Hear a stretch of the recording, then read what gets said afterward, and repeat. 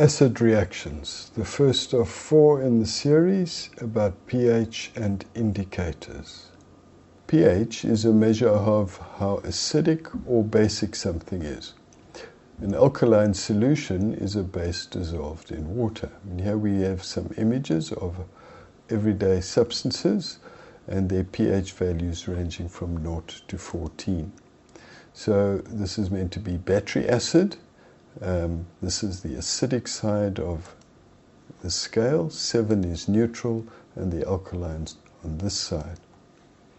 Each jump towards the middle is 10 times more dilute than the previous one.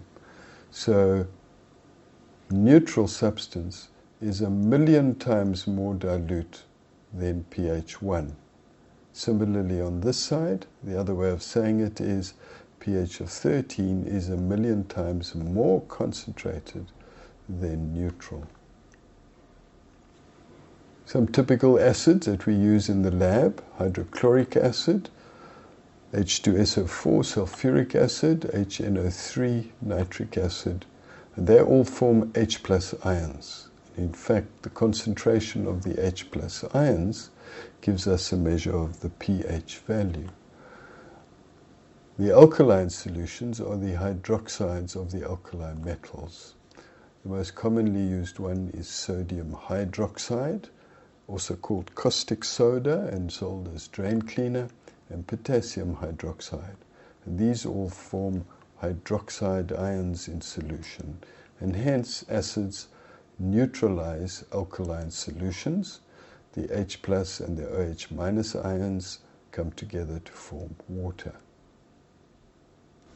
We have indicators that are naturally occurring substances that have different colors in different pHs. And here we have a photograph of a universal indicator. Another one.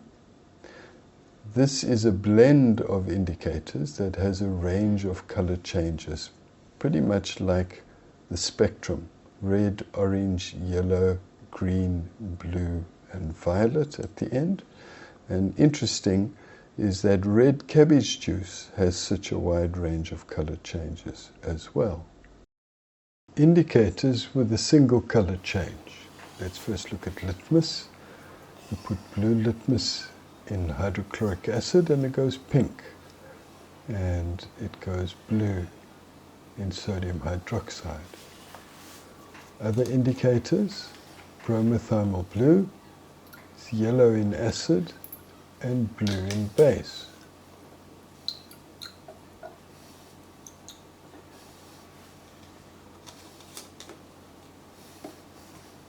Phenolphthalein, colorless in acid and pink in base.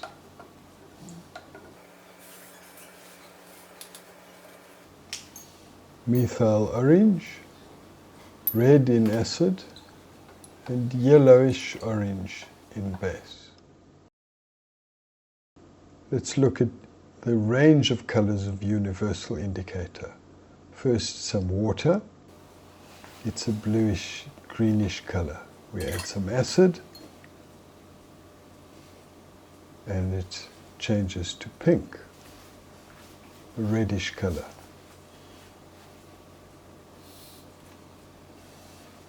Now we're going to use this pipette to put small amounts of the alkali in.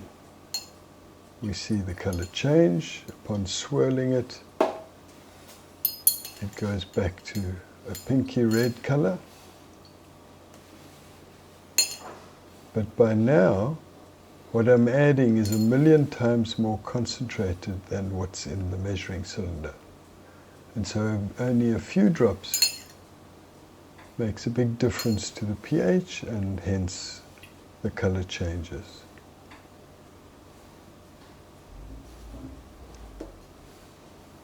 Let's try that again. Add a few drops of acid. Again, there's the big swing, as the acid and the alkali are 1,000,000 times more concentrated.